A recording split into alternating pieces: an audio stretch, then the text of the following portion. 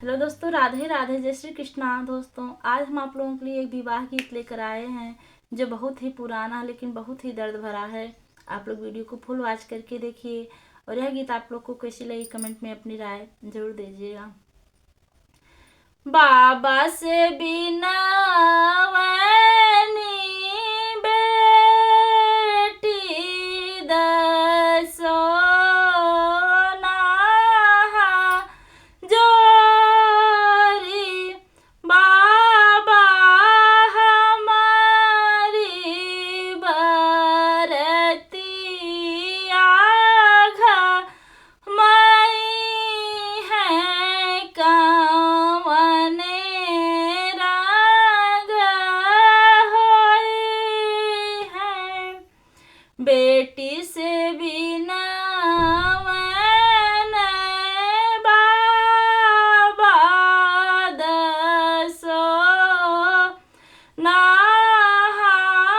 जोरी, बेटी राहे राहे पेड़ वाला गई छात चला है। बाबा से बिना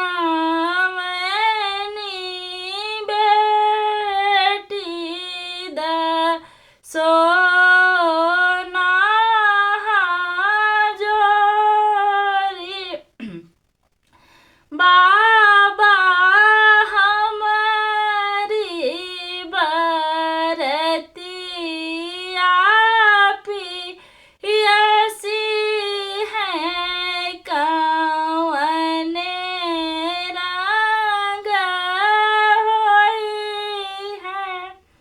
बेटी से बिना